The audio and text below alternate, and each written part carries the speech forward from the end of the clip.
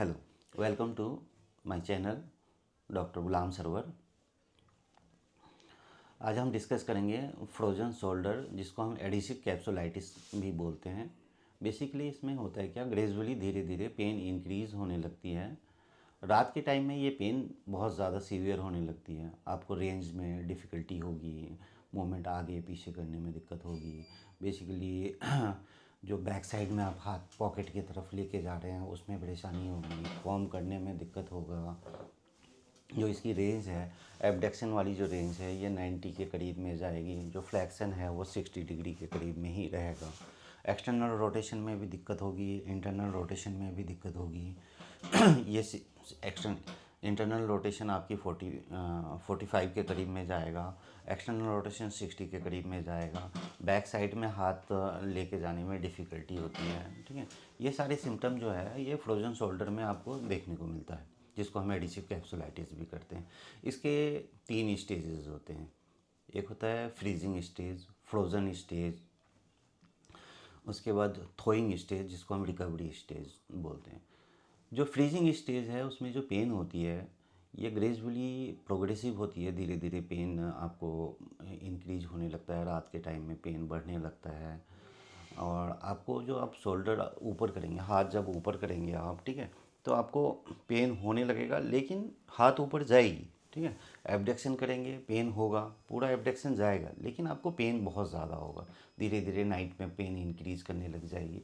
ये स्टेजेस जो चलती है 6 वीक्स टू 9 मंथ के करीब में स्टेजेस चलती है। कभी थोड़ा लंबा भी खिंच जाता है। और उसके बाद आता है फ्रोजन स्टेज। फ्रोजन स्टेज जो होती है ये 2 मंथ टू 6 मंथ के करीब में चलती है। इसको जाम होने में 2 से 6 महीने के करीब में लग जाता है। कंधा जो आपकी एबडक्शन जाएगी बस इतनी ही जाएगी।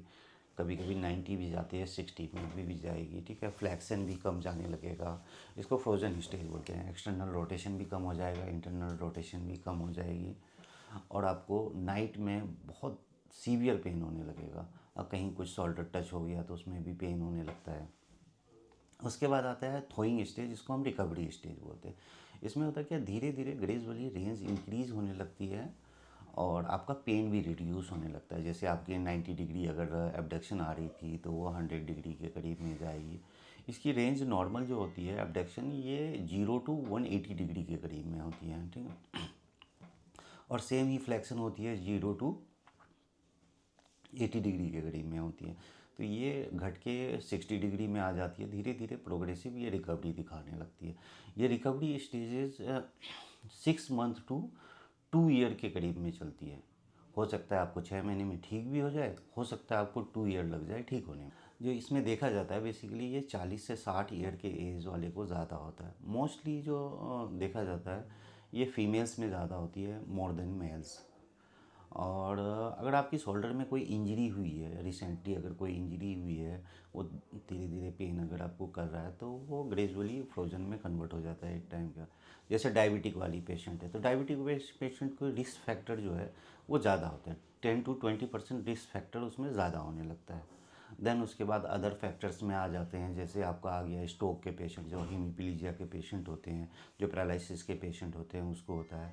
थायरॉयडिज्म, हाइपोथायरॉयडिज्म, हाइपरथायरॉयडिज्म इसमें भी होने लगती है। स्ट्रोक वाले में ज़्यादा देखा जाता है, लेकिन हाइपोथायरॉयडिज्म, हाइपरथायरॉयडिज्म में भी ये देखा गया है, जो ये रिस्क फैक्टर होते हैं। जो हम फिजियोथेरेपी का हमारा जो पार्ट है इसमें एक्सरसाइज का, जो हम इसमें एक्सरसाइजेस कराते हैं, तो पेन रिलीविंग के लिए तो हम हॉट एंड कोल्ड थेरेपी लेते हैं। जैसे हॉट में शॉर्ट वेव यूज़ कर लेते हैं, आइस पैक यूज़ कर लेते हैं। देन हमारी बारी आती है आईएफटी और अल्ट्रासोनिक। ये पेन कम करने के लिए और इन्फ्लेमेशन कम करने के लिए बहुत अच्छा होता है। अगर अल्ट्रासोनिक थेरेपी करते हैं, इसमें माइक्रो मसाज होती है। जो शोल्डर के अंदर में इन्फ्लेमेशन होती है वो ग्रेजुअली रिड्यूस होने लगती है। तो ये काफ़ी हेल्पफुल करती है पेन कम होने में। देन हम आरओएम की एक्सरसाइजेस कराते हैं, जैसे फिंगर लेडर हो गया। उसके बाद टी पुली एक्सरसाइजेस होती है। उसके बाद में आपकी एक्सरसाइजेज आती है मैनिपुलेशन, मोबिलाइजेशन, जिसको आरओएम की एक्सरसाइजेज भी कराते हैं।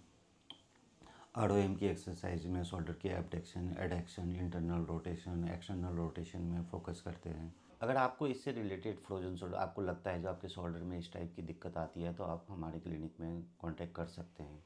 अगर आपको हमारा चैनल अच्छा लगा तो आप सब्सक्राइब कर सकते हैं।